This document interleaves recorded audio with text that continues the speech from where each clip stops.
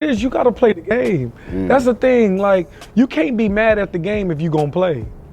When Hollywood knocked on the door, was there a point where you kind of believed the juice that Hollywood sells, the dream, before you got out here? Nah, man. I feel like I feel like God literally, bro. The older I get, the more I'm realizing.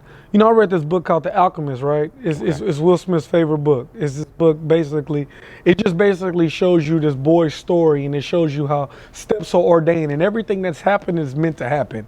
It just literally, everything is like a puzzle piece. It happens exactly the way it's meant to do. So I really believe that me going to prison and me going through all that literally had me built for all this. Because when I didn't believe nothing. I'm still grinding. I don't believe no help out here. You know, yeah, and they could sell me. They sold me a whole bunch, but I was like, I've just started even believing I can make money off this. Ain't nothing you can make me believe that I'm a star in this. You know, I'm just gonna keep my head down. I'm gonna keep working. And I'm gonna just have faith and see where that leads me. You know, so, you know, it's just, I ain't never had like that, but I've had it happen to me, obviously. You know? Yeah. I feel like that's like, you're a new buzzing commodity, and then the internet was new. I'm sure they just throwing stuff and telling you stuff, and we could do this for you, and gassing you up. Yeah, because the thing about it is, see, you don't really know how this stuff works. You know what I'm saying? And like you don't understand that it's just levels to all this. Everything, you know, that's one thing I feel like the biggest thing that people need to understand about this industry, it's really who you know. Like, there are people who literally get jobs every day off of the relationships that they have, not off the talent. It's literally off the relationship that they have with somebody in control. That's literally 80% of it every time. I don't care who he is. I don't care how. Is that a good or bad thing? It's forever what you make it. I mean, because you can look at that to say, I'm going to fight through all that and I'm going to just be who I want to be. You know what I'm saying? Yeah. Or you can say, I'm going to play the game. You know, it's whatever. I think everything is what you make it. And when you break that down, it reminds me of Ari Spears. Yeah. He has a big frustration in the industry. And a lot of people try to figure him out. Is he bitter? Is he mad because he's not popping no more? Is that just him? And I think it's a little bit of like frustration. Yeah. Because he's clearly talented. Definitely. And he was on that 14. So like his stuff didn't track over, you know, as he gotten older. And I think he feels like there's politics. It's beyond just his talents. Definitely. Yeah. Definitely. And they all should feel like that. I mean, you know, but it is what it is. You got to play the game. That's the thing. Like, you can't be mad at the game if you're going to play.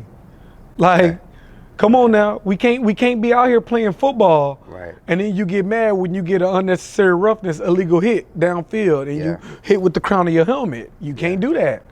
You playing the game. One thing that you kind of represent, one thing you represent in terms of what I see is you have an audience. So that's a value monetized. You're a black man. I know that the women appreciate you. They do. I appreciate them. And I see that as something that is sellable, very marketable. But do you feel that the industry has not fully utilized King Keraun? Have we slept on you? No, because I don't need, you know, I feel like feeling like I feel like especially young people, I feel like anybody